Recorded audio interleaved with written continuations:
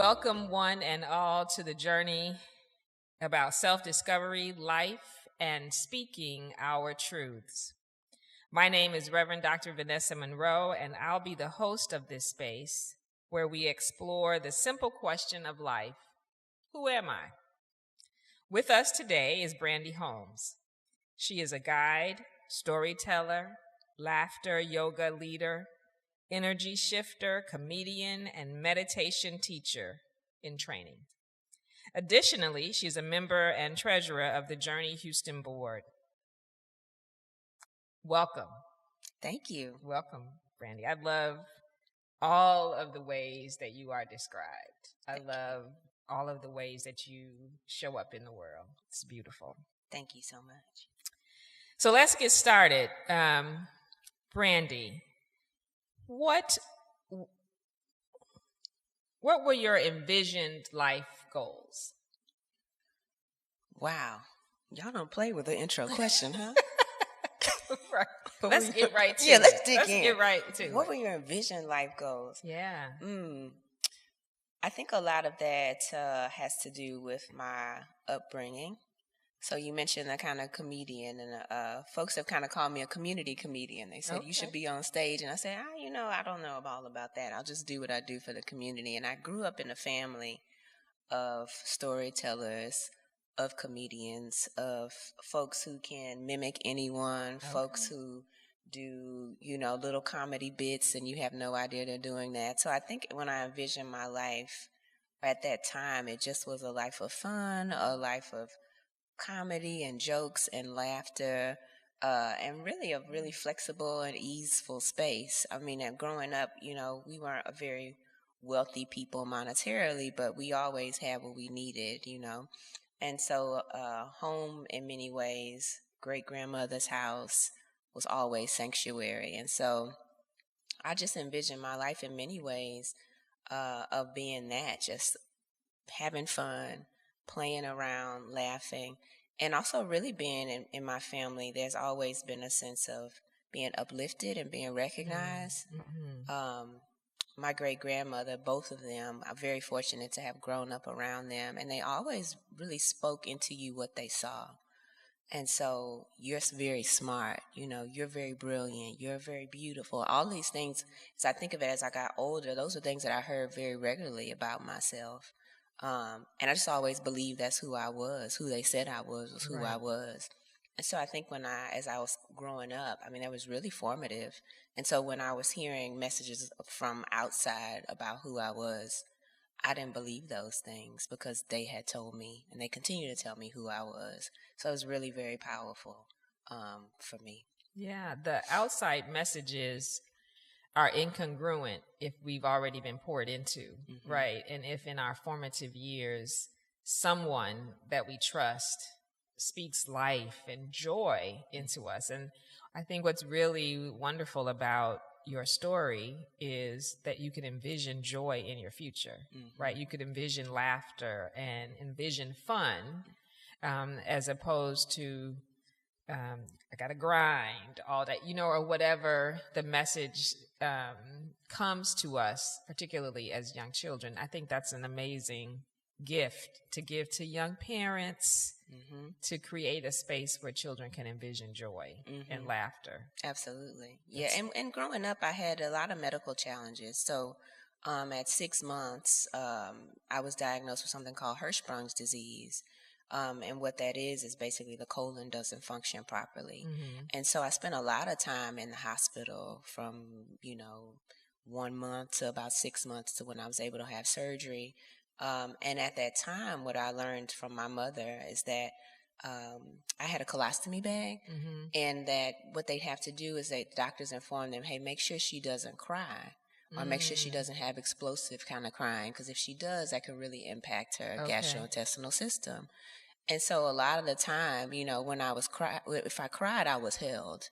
I was carried. So I was always, it wasn't so much the crying needed to cease because the crying wasn't a good thing. It was just that if it was too much, so my needs were met. I was tended to, and not coddled in a sense, because my parents were not helicopter parents by any sense, but that there was always just somebody holding, caring. I would have, laughter was kind of the thing that I did, or joy or something along those lines, just for my health. And so I think that was just kind of in my, my DNA. And even as an adult and teenager of having medical challenges, just still was, in those experiences, I recognized this was something that was happening to me, but it didn't have to take things from me, if that made sense. That's good nurture, right? And sometimes the nurture is created because of our situation, but it probably resulted from your parents being those kind of people anyway, right? Because if you could envision joy in your future, I mean, that's huge. If you can envision laughter, and what do I envision for my life? Having a good time with it. I haven't heard anyone say that of any of our interviews or in any of my research. So I'm like, yes, amen. We need to pass this along. Yeah. I was very fortunate. I mean, I really do. As I really think back to my childhood, I was very, very fortunate. Was just my parents. And I think really it came from my parents too, really making decision. They both were very young when I was born. My mom was 25. I think my father was like 27, 28. And I think they both decided that they wanted to do differently, and they did to the best of their ability. They and I think in their own homes, right, they had different types of upbringings, and they made a decision, this is what we want to do in practice, and they did their best at trying to practice that. And I think that really, we talk about people talking about healing generational traumas and wounds and things like that. They did the best they could to do that with me, and I think that really is what, I'm the fruits of that, so... That's awesome. Has your life changed from your plan, your initial plan? I don't really... I'll say this. I think I don't necessarily have a particular type of plan, or I did. I don't necessarily have that type of same mentality as I did now, and I'll explain a little bit about that. You grow up, you kind of see the vision of capitalism, right? Like as a Black woman, particularly in this country, I've got to work twice. Nobody ever told me this, but this is what I saw as to be able to be successful. I've got to work twice as hard and those types of things.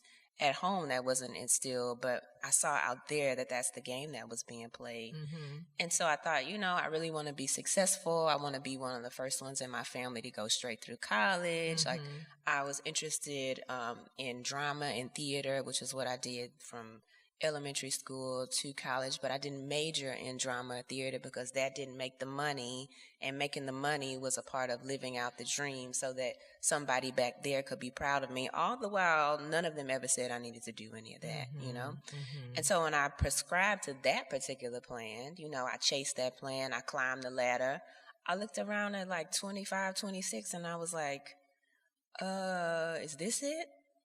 And I really was coming home each day from work, right? I had a really reputable job. I had the expense account. I had a car that was paid for and all these other kind of things. And I looked around and just felt very empty at 25, 26 years old. Yeah. And I think I really, at that time, I didn't categorize it as that. But I think now I really start to fall into a little bit of a depression, just realizing that this kind of plan was a real bill of goods. And even as far as I tried to strive for what they said I should have, I still would continue to turn up empty. I didn't feel like I was really living into what I was supposed to be doing here. And so I made a decision at that point that I had to get out of there. Like, I couldn't continue. And if I did continue, I knew that I would just be a miserable, miserable person. And that I don't think would honor anyone. And so then that's when the next plan I made was an evacuation plan. Okay. And saved up enough money, called my mom and said, I can't do this no more. She said, well, you can always come home. And that's all I needed to hear. That's a beautiful thing. Exactly. Your room's still here, even though it has been transferred and transported into the exercise room /study. Right. We can move some stuff out. You can come home. And so I saved up enough money where I felt comfortable to leave that job, because I left, and I would not advise this for everyone, but I feel like, when the universe conspires, or whomever you believe in, particularly for me, God, when I made that declaration, I knew it wasn't something that just was for me, so I knew I was not going to be alone. Right. And so I came back home without a job. When I left, though, that company, I said to people, they're like, well, what are you going to do? And I was like, well, I saved up enough money. I saved up a year's worth of my salary just in case the bottom fell out, They said, what are you going to do? I said, well, I really like working with young people. I haven't done that in a long time. So maybe I'll work with young people. Maybe I'll work at an oil and gas company. And they were like, oh, that's cool. Do you have a job already? I was like, oh, no, but those are things I like. So my mom calls me, true story. People will be like, what? My mom calls me and says, hey, I was meeting with my friends, and they're starting an internship program at their oil and gas company. And I said, oh, okay, that sounds cool. She said, yes, with teenagers. And I was like, oh. I said, well, what are they going to be doing? And she told me a little bit about the program. She said, and I told her that you were going to be coming home. And she said, her friend said, well, she would never want to come do this after she's done that. And I was like, oh, wow. No, that's exactly what I want to come do. So I called her. She said, hey, come check us out on Saturday. I went to 2 little events they did. I checked them out on Saturday. I told her, yeah, this is exactly what I want to do. And I've been with them for 10 years now. Wow. Yeah. It seems like you started with this vision of joy and goodness in your future, right? What do I want to do? Not who do I want to be, but what do I want for my life? And that was what was instilled in you, given free roam. And then you connected with culture and community and all of the outside voices and switched that to let me pursue the American dream, so to speak, right? Let me work harder than everyone else. Let me show up early and leave late and not necessarily do what fulfills me, but I'm making a living. So your vision shifted, your plan shifted. Probably not intentionally. You just we kind of move in and out of these spaces. Absolutely. But it sounds like when you made that declaration to stop, right? An awareness of where you were and how you were feeling, that you went back to your original plan. Because when you talk about being with these young people, it sounds like you got back to the innocence and the joy. Yeah. Yeah, no, exactly. That's cool. Do you have any regrets? No, I think, no, I don't. I think if anything, I've thought about that often. I try to live my life without regrets because I think that all of this has been to serve whatever it is that I'm doing now. And so I think that the particular path that I was on was necessary. For example, so I come back home, I'm working with these young people. The training that I got from 8 years on the job really helped me to be able to do the work that I'm doing with the young people, but also the justice-oriented work that I do, in the movement for Black Lives. Like that understanding of how corporate environments work, like that ability to be able to, shape shifts and to be able to communicate across different lines, understanding how to develop strategic plans, understanding how to write the language, all of those things were extremely beneficial and helpful for the role that I was given to play in that work, in the justice-oriented work. So like when it came down to people saying, hey, we need to think about how to plan our strategy around this, I was like, oh, cool, I got it, Right, and so, right. But had I not had that training, that 8 years, much of it was miserable, but then there were also wonderful times, just like life, right? I mean, sea of life, right? There's pleasurable things, there's things that are painful, there's all of these things that happen. And it's just the flow of things. And so that training then made it possible for me to be able to contribute in the ways that I did there. So had I not been there for 8 years, I might not have been able to play the role that I played in doing some of the criminal justice transformation and abolitionist work that we saw in the city of Houston from like 2014 to like now. So I can't say like, if I say, oh, I regret being there, well, then I would not have that. So I try, I think that's kind of relative, So have I made some bad decisions? Sure. Do we all make bad decisions? Sure. Have I made some pretty good decisions? Sure. So it's just kind of, I don't really align with regret, I guess, if that makes sense. Yeah, there's a saying that God doesn't waste our time or our talents, right? So it comes back around, even if in whatever space we are in, there is some usefulness, right? There is some good in all things. And what we're able then to bring to a new space just makes that space even more excellent. So Absolutely. That's awesome. And I would say, as we talk about that, if you think about like joy, right? And I really loved how you phrased that, of just that the joy was central, right? As a central kind of of value. You know, when you think about joy, joy is not based upon a condition at all. You know, I can gladden my heart at any point in time, right? And so I think if you think about, you know, even moments where it's like, this is not the best moment or best situation or what have you, if I know how to cultivate that in myself, even the most miserable place can become a place of joy, you know? That's right. And even if you know that at some point you'll have to leave that place, you don't have to lose yourself in that place if you can cultivate your own joy. So that's a incredible gift to be able to give to oneself and to teach young people. And I bet since you are a certified laughter yoga instructor with some comedic intuitions, there's some joy being spread in all of the places where you are. That's my hope. Yeah, that really is my hope. Because it's not that, you know, all of this stuff I think is for naught if it's just something that's contained with me. You know, what's the point of that? If I'm gaining this knowledge or this experience just to withhold it to myself, what's the point? That's no service to anybody. And I mean, my value is one of my top 5 values is community. Okay. And so if I'm really going and recognizing that we are all interdependent, you know, and if that's the case, then the gifting that I have been given or the training that I have been given or the experiences that I have are to serve the community. And so if I'm just taking them for me and be like, in my own room, like, what's the point? Like, that's not helping any of us achieve or live into the liberation that we're supposed to have. A birthright, I believe, but one can argue. For sure. Reasonable minds can differ, but not right here. That's exactly right. We won't be differing on that. Listen. That is our birthright. Is there a practice or a process or a routine that you have noticed in your life that has helped you to thrive? Make time for laughter. It really has. I think, and I mean, you think about like Black folks in particular, right? Like the thing that I recognize is that, you know, our practices are like in our lineage. Like these are things once you start to do it. So like I'm in mindfulness meditation teacher training, right? I was thinking about this morning.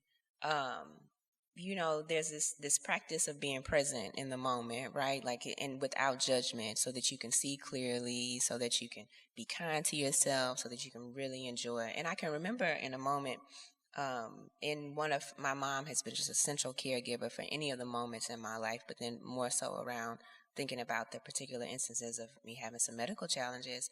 And I can remember during my diagnosis, back in 2021, I was diagnosed with breast cancer, and she said to me, you know, I said, aren't you worried? She's like, absolutely. I'm very worried. I'm very scared. I'm very frightened. And she just starts to list all of these things that she was feeling at that moment. And then she just kind of, you could see it kind of in her body, and then it just kind of released. And then she said to me, but you know, I only deal with, I only think about what we know right now.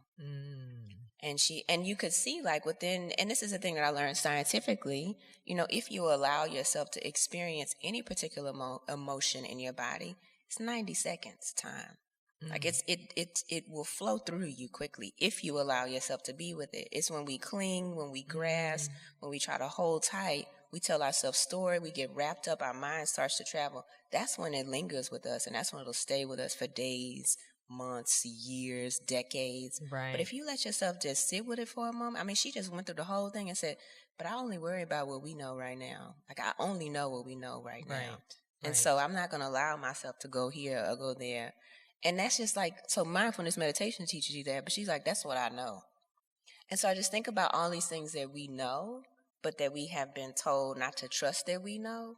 Yes. And so then we look for it out there, but you know it here, you know? And so like for me, in the hospital, I will laugh, right?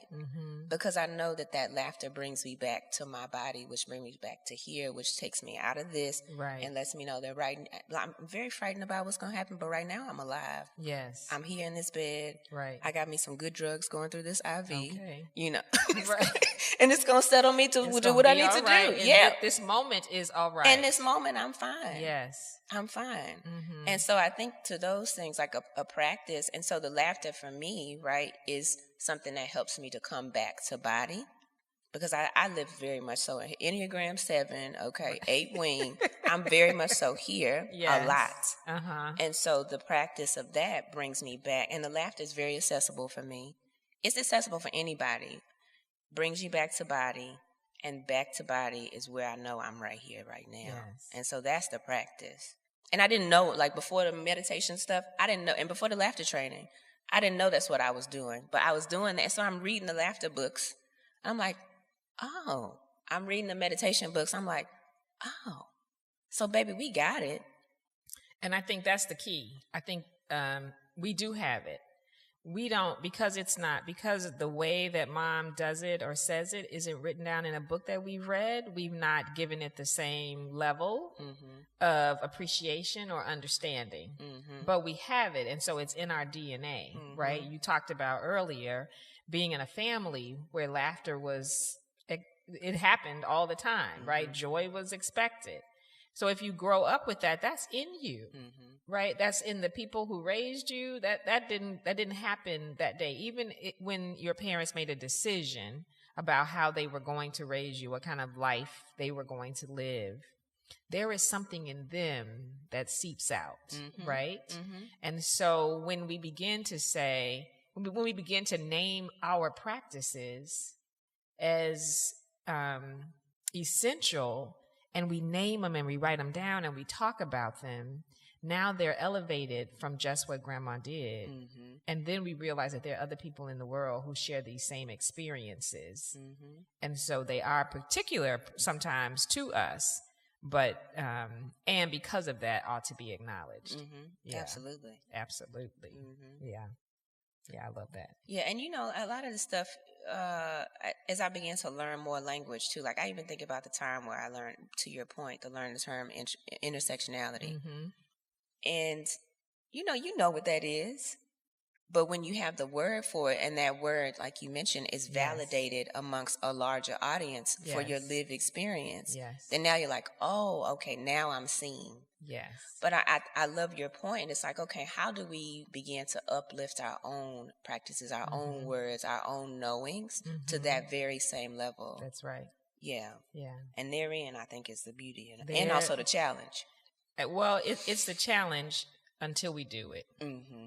Right? Because we can collect the stories and we can collect how is it that you are able to navigate illness? How is it that you navigate challenges? How is it, right? Because we don't have to talk about how did you rise to the top of XYZ corporation. We're talking how do you navigate life as a Black woman in America and be all right and be able to laugh and have joy, right? Those are the things that we want to leave breadcrumbs for the next generation, right? That says, oh yes, we've been laughing in my family for decades, right? Get back to your body, understand. You have some more language to put with it now, but that's the good stuff. That's the real good stuff. Absolutely. Is there any practice that you wish you would have started earlier in life? I think now, having done the formal meditation, the formal sitting practice, I think if I would have liked to, on and off, I kind of was doing it, but more consistent. As I've been practicing more consistently, I mean, it's just like, it's night and day. The trees, the leaves are greener. I can see the butterfly. I can see the bird and have like this, a wonder, I can't remember. I was reading like the Message Bible, and I can't remember what verse it was or whatever, but it just stuck with me. And it just basically said, like, we were made to marvel. Yes. And I was like, whoa. Yes. We were made to marvel. And to imagine that God has crafted all of this. Like, you look at it, like, what's the point? You get inside a car, you just turn the key, and you just go. But then you think about it. I can take a metal. I don't even know if it's metal. I don't know what it's made out of. And that's what's so marvelous. I take it, I put it in, I turn it. Yes. And I can go from my crib, which is pretty far if I had to walk or had a horse and buggy or whatever else. That's right. And I can put my foot on a pedal and I can push it down and it will go a place. Yeah. In 10 minutes, I can be here sitting with you doing this. Yes. Our people back then had a horse and buggy and thought that was That's marvelous, right? Or because they weren't walking. Or they had their feet and they thought, right? So all of these things, like I just think having the meditation practice just to drill it back down really helps to, the type of meditation that I'm learning is called Vipassana meditation, which is really an insight meditation. Okay. And it's asking you to really not so much to focus or to be concentrated in the practice, but it really is just to give you insight into what's happening. It's not to push anything out. It's not to try to make something happen. It's just for you to be aware of what's really happening right now. Yeah. And we're not often. We're not. We're in a trance. Because right now you could be sitting here talking to me, nodding, but being like, oh, girl, I need to go to the HEB. What we going to eat tonight? Oh, that's going to be good. I'm going to watch that show tomorrow. Oh, you know what? And then I'm going to go on YouTube. Oh, I remember that TikTok video. All of that is happening up here, right? This kind of like the subject and the object, all this other kind of stuff. But the meditation practice tells you all of that is going to keep happening. You can't stop that. You can't stop this train.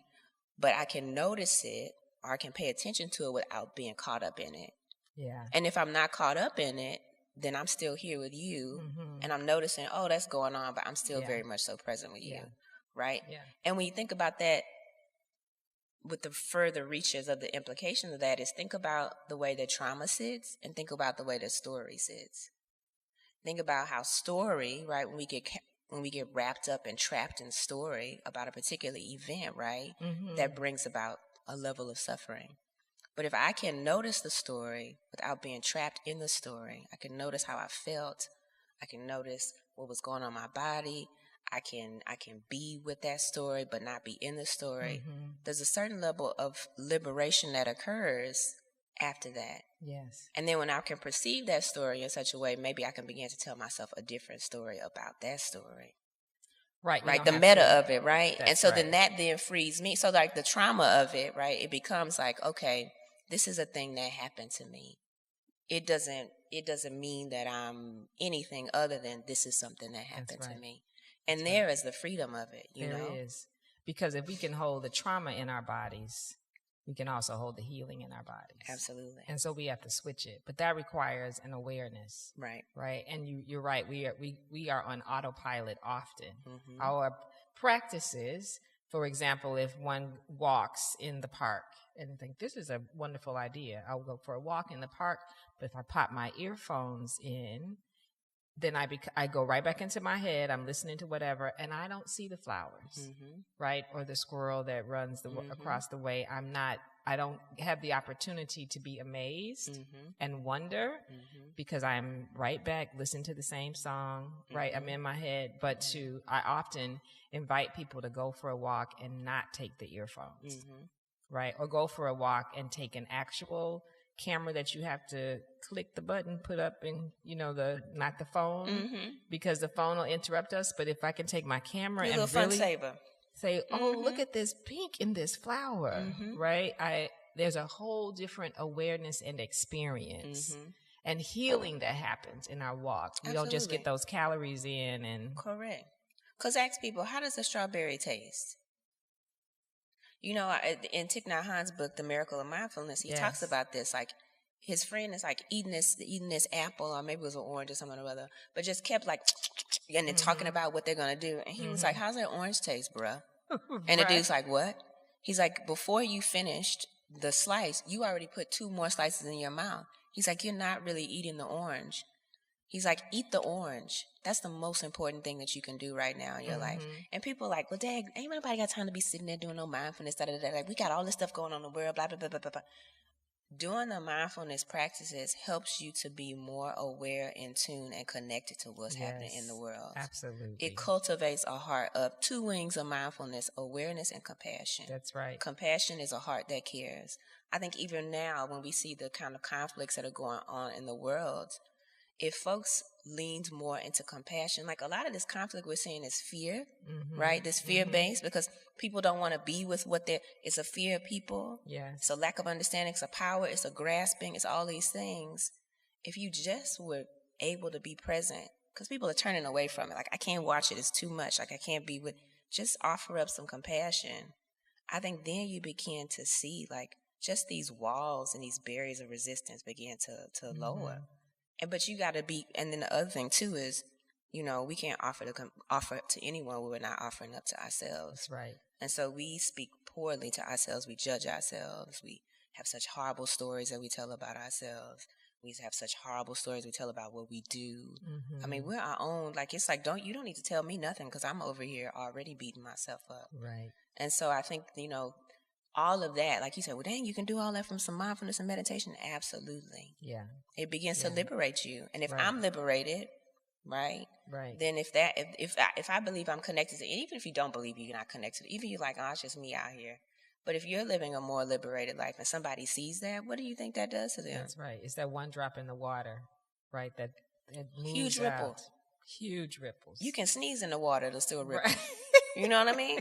And so it's just like, I'm seeing you doing this. Like, bruh, there's something different about, I don't know why I'm doing bruh a lot. The children do this. Bruh, it's something different about them, Yeah. And I want to know what that is. And I might, and even being around, like, I've even noticed at my own house, and my mom's a very lovely person, but I've even noticed how now, because of my practice, like, there's an impact, like the way I'm able to show up with her. Yes. Like, when she's like, hey, can you go do, rather than be like, girl, I gotta, I'm like, yeah, I got it. Or no, I don't really have the time for it right now. Right. But I would like to, but I just can't right. And it's a whole nother way that I'm able to approach. That's right. And so then her response to me now is a hope. So rather than being combative, she's like, oh, thanks. I appreciate you. Or thank you so much. I'll go ahead and handle it myself.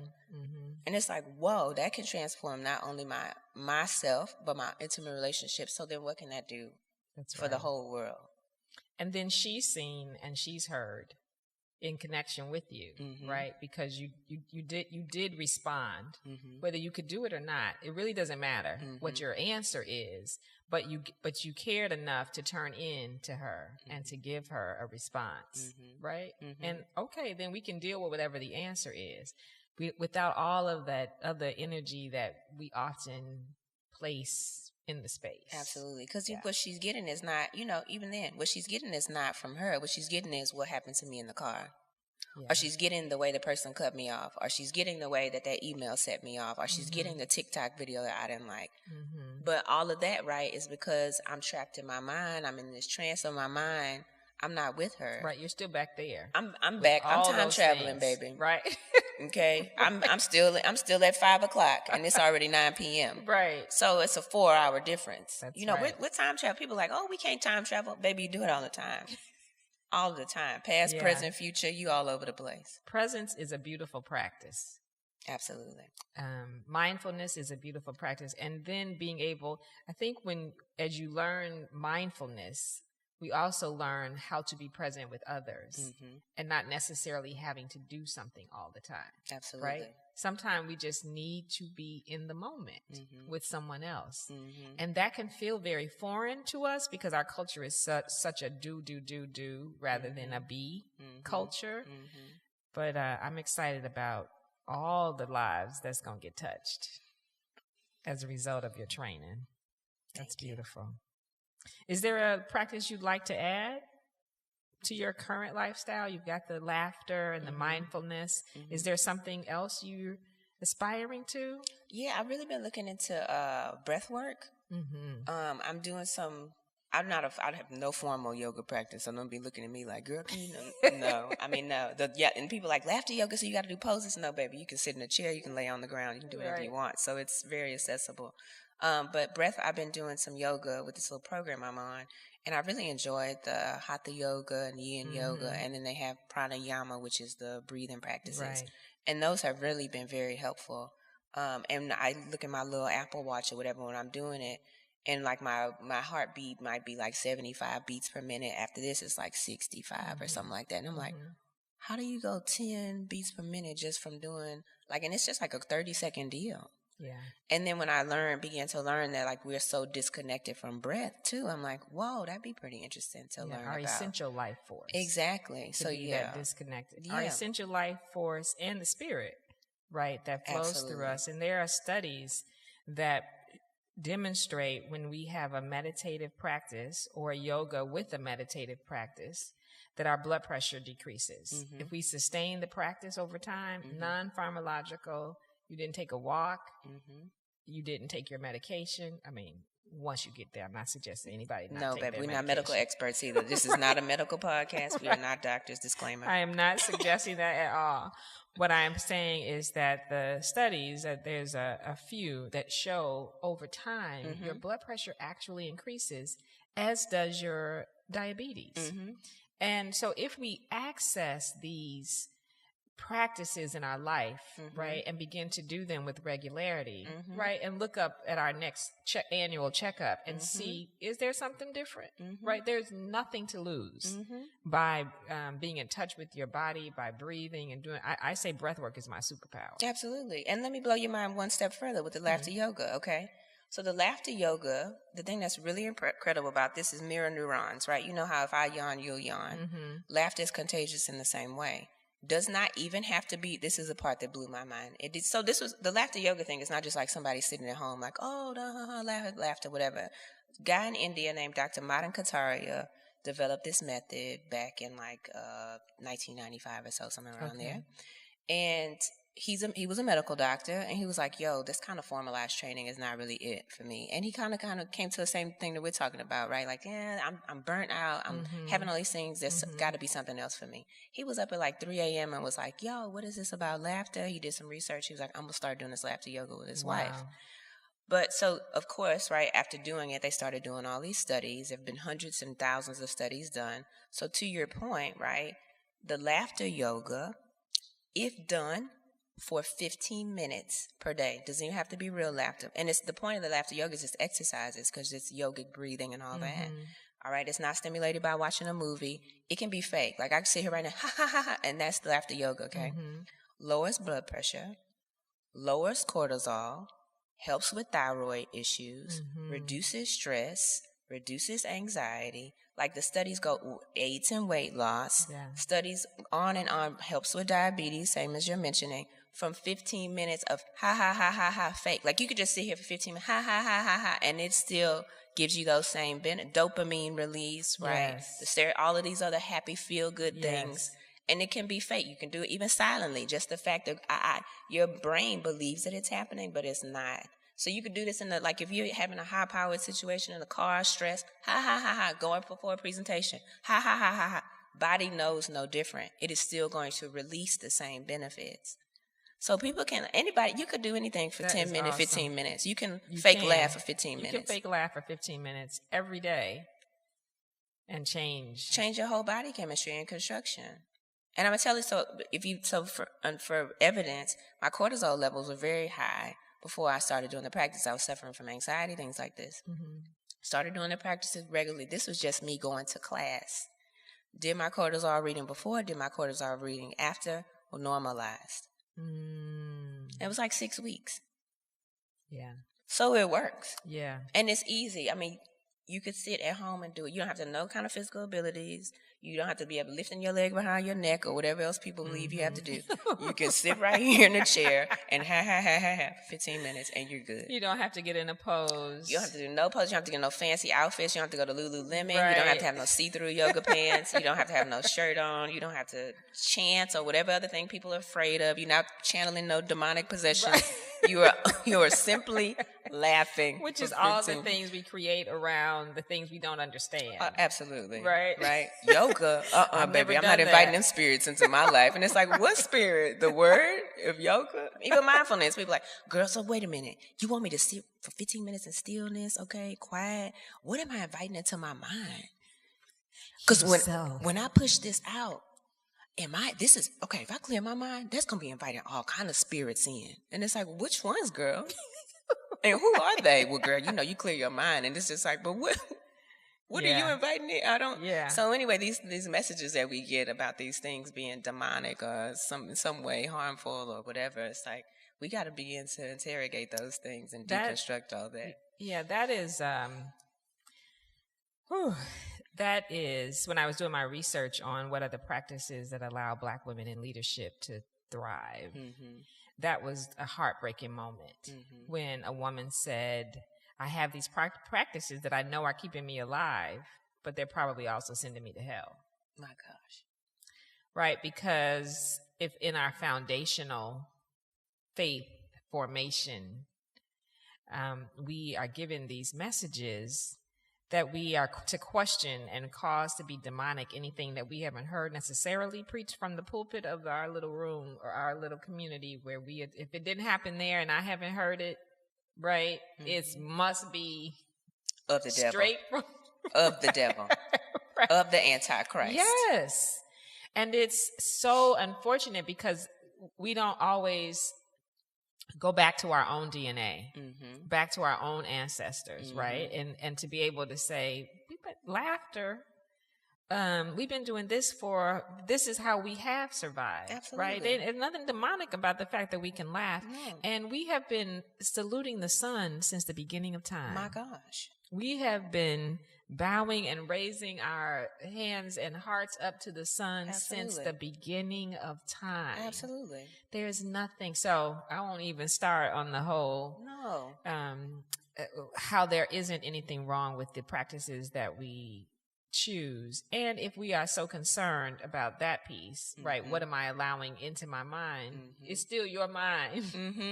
That you get to decide what comes in and out Absolutely. And baby, let me ask you this. What you inviting into your mind with some of the stuff you're watching? Right. Like what is coming in through the eyes and what is coming in through the ears. That's and so right. It's very interesting to me when folks have those perspectives, but it doesn't seem to apply to other areas of life. It just comes to that. And so that to me, I think is an invitation to inquire, like, okay, where's this really coming from? Right. Because this does not seem to be a consistent practice or edict that makes its way into other areas or what's coming in my mouth. Like I'm not even thinking about what I'm putting in, like all of these things. If we're gonna do it, let's be consistent. And being still with ourselves is unnatural for us because of the way we live our lives, right? And so to normalize that, to normalize stillness, even from youth up, to normalize not having to be, yeah, absolutely, yeah. Our youngest daughter would say, "We're like, what's the plans for the day?" She's like, "Can we just stay in our pajamas?" Absolutely. That was my favorite. This child came here teaching us how to rest. Like, my absolute favorite. I know you got some plans, but pajamas sounds like a good idea funny to me story, today. My mom said, so when I used to go to the YMCA in the summer, do a little program. You go Monday through Friday. And I remember they took us on field trips one time. It was the summertime. We went on field trips. Like I was probably 5 or 6. We went on field trips like 3 to 4 days that week. She said, I came home. It was a Saturday morning. And I poured my own little cereal. I had my little thing. I was sitting in the room. I had on a little T-shirt, little child's panties, whatever. She said, I came in and she said, what are you doing? I said, I am not doing anything today. I am going to stay here. I had me a little pallet on the floor. I'm going to stay here and I'm going to watch Harlem Globetrotters meet the Starberries and I'm going to eat this cereal. And that's all I'm doing today. And she was like, okay. And she just walked out. You put your foot down. I said, I'm not doing nothing today. This is too much. Yeah. Too many fun field trips. The zoo, Funplex, Fame City. Too much fun. I'm staying home. So, yeah. And the child will lead them. I guess she was like, good, because I didn't want to do nothing either. Right. So this will be an interesting question, given your sort of philosophy on life. Okay. What are your plans for the next 5 years? What's your 5-year goal? What's your 5-year plan? Girl, every time I done said a 5-year plan, it has blown up, okay? So I'm just like, I'll tell you what I'm doing right now and kind of what, how about that? I'll do right now and what I kind of envision. And it's interesting. I've looked at kind of my life. It's like at 5-year increments, something happens where something stirs up, So, and then it's just like a whole kind of shift happens. And so I noticed like from a decade, like, so 30 to now, 40, 30 to now has been working with these young folks and really focusing on justice-oriented work. That's what I was doing in the streets, in the places, in the whatever, working with these young people, that kind of stuff. And then also facilitating sessions of people who are concerned and deeply want to engage with racial justice work. And what I've recognized, though, I think like we talk about how all of that leads up to whatever else. And what I recognize is in that time, like doing that movement work, I was burnt out. Probably still am. Burnt out, as recently as like 2 or 3 years ago, was having panic attacks, like anxiety, like all, and that's where these practices came in. Because I was like, yo, what is going on? Like, I feel like I eat healthy. I feel like I'm doing whatever. So I was like, no, something is amiss. And so recognizing, a lot of what fueled me in that work was just kind of this like righteous indignation and like this belief of what's supposed to be. Right. But as I have had time to sit, it's like, anger can only fuel you for so long until it starts to become destructive and harmful for your body, Rage can only fuel you for so long until it starts to become harmful and destructive to your body. But if I replace all of that, and I know this sounds real woo-woo, okay, and people want to whatever, but if I replace all that with love, how long does that sustain me? And so I say to myself, okay, well, that kind of shifts the game. And then also like recognizing how organizers, activists, folks committed to justice work, healers, folks who are leading our spiritual spaces, burnt all the way out too. Yeah. And you're like, well, dang, what is happening to us, So anyway, I said, it's kind of like I really like this mindfulness meditation stuff is really jiving with me. This laughter yoga stuff, I really like this, and I like these practices. And I feel like in many ways we know these things, but then they're also inaccessible in some ways. Yeah. Inaccessibility is always very, very important to me. Thinking about accessibility, is already very important to me.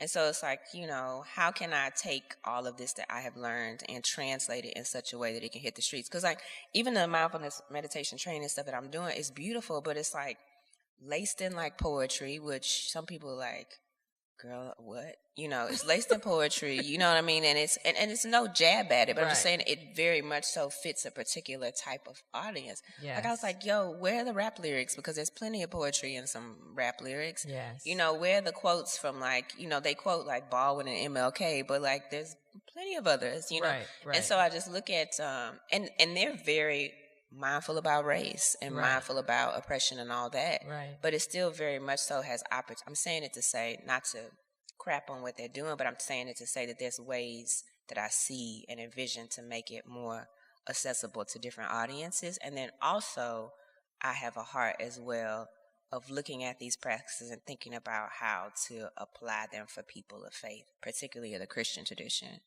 Because I'm like, yo, Christian folks, like, because even people who hear about contemplative practices are like, well, girl, they saying a mantra over there at the contemplative, or they repeating word, whatever else. And it's like, and I'm just reading the Bible, and I'm looking at the Bible, and I'm looking at ancient Buddhist texts, and I'm looking at how they saying the same stuff. Mm-hmm. The same things are there. Mm-hmm. Jesus went off to meditate. They're like, well, he was just praying. No, it says praying and meditating. He was sitting still. What he was doing while he was sitting still, we do not know, but he was sitting still. Right. That's called meditate. Well, he was meditating on the scriptures. Okay, very good. But he's still sitting still. Yes. And so anyway, I just see it as a real opportunity to bring these practices to people. So that for me, as I see what is to come, those are the things that I would like to do, and to bring practitioners to those types of people, though other folks who offer these types of practices, comedic yoga practices and sound bowls, like much of what Journey is doing as well, to contribute to those types of spaces who want to make these practices accessible for anyone who's curious and wants to come and see and try it on. Right. You don't have to just try. Right. Just pay attention. Just know that check it out. People who are here are deeply committed to a faith, and we haven't went wonky bonkers about it, so it'll be okay. Yeah. Yeah. So, you're making my heart sing because I really do. I agree that's the work. That's the next work. Mm-hmm. And it's the work for Christian spaces because, like this woman said, are these practices that are helping me stay alive and thrive in this moment also Antichrist, right? So we got to have those conversations. We have to have them in our seminaries. Mm-hmm. We have to have them in our pulpits. We have to have them in our Bible studies. We have to start having these conversations so that we can free ourselves up, right? And live some liberation and be well. Right. And we have to consider, how do we care for the ones who are caring for us on the front lines? Mm-hmm. how do we keep folk from burning out? How do we refuel, right? And how do we elevate the things of our history, the things of our ancestors and our DNA? How do we elevate them to practice, right? To saying, how do we do that? So that, good 5-year plan. Thank you. That's an excellent 5-year plan. Thank you. So my next one what's your 10-year? 10-year plan? Yeah. I'm going to just be doing that 5-year plus 5. 5 plus 5. That's going to be the 10. 5, it'll be elevated to something else. 5 plus 5. Yeah, just put awesome. that on there. Brandi, what is something that you would say to your 5-year-old self? 5-year-old self. I would say, you know what, girl, you gonna live it up. Keep having fun. Keep central what you know about yourself. And you're gonna go through some hills, you're gonna go through some lows, some highs, all of it, and you're gonna still be all right. And you're gonna be all right. You're gonna be all right, and it's gonna be a good time. It's gonna be a nice ride. Yeah. Cool. What would you say to your 15-year-old self? 15-year-old me was a very interesting person. She had a permit. Yes. Okay. She was out able here. To drive. She was out here able. Her mother let her drive. We drove from my great grandmother's house on the north side all the way down Main Street. And so that was when Main Street didn't have a train line on it. Okay. So you could drive from there to there. So we did all that. And so 15-year-old me, I think, at that point I was still trying to figure myself out, like what was I about or whatever. But I still kind of kept to my central, and so I would just say, keep doing you. I think the thing I say to any part of myself, along the time of 5, 15, 20, are just things that I keep reminding myself of each morning. It's just, be mindful, be intentional, and most important, be yourself, because when I have tried to be other people or have put on other roles, put on other, and I was in drama, right? So it's easy for me to play a role. I can put on a costume. I could put on that little, and I call it a little monkey suit. I put on my little monkey suit, and it was like wind up, and I'm sure that has racial implications. So please, if you're offensive, I apologize if it's offensive. But it was very much so, because I was in a white male-dominated industry, and it was like dance. And so I put it on so that I could survive, and I could thrive in that situation. And so it really became important for me to be like, you know what? Nah, be you. Be who you know you are, because that's what you've been placed here for, and that's what the world needs. Albert Camus says, to be yourself in the world is one of the most courageous and incredible things to do. So go ahead and do it. And sometimes we've got to spend some time trying to figure out even who ourselves are. Oh, absolutely. Because we play so many roles, and, in order to survive. Absolutely. That to have the time to sit in some meditation and to be still and think, who am I really? Right? Oh, the name of the podcast gets us back to the beginning. Yay. That's when it's a good, when you watch a movie and they say the name of the title of the movie in the movie, that's when you done watched a good movie. And that's the symbol of a good podcast. I mean, I don't want to, who am I to say, but yes. Right. Yeah. So that's good advice to yourself at any age. Yeah, absolutely. I just have to take a breath. Now, this has been a wonderful conversation, and so many pearls have come up from it.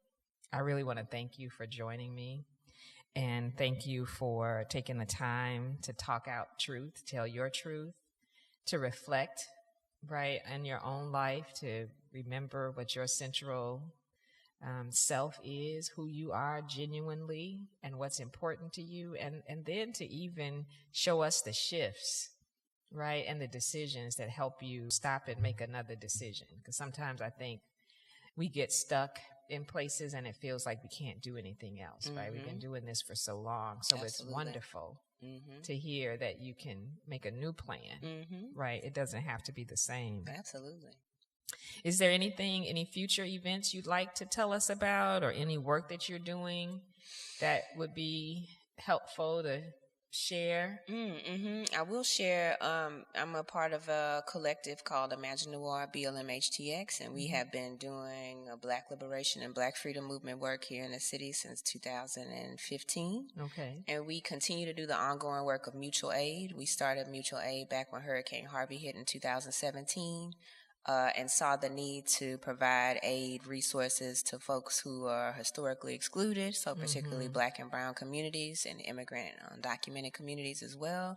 And we've been doing that work since then. As the news cycle flows, so does attention. And so when George Floyd happened, people were paying attention. When the pandemic hit, people were paying attention. And now people aren't necessarily paying as much attention to that.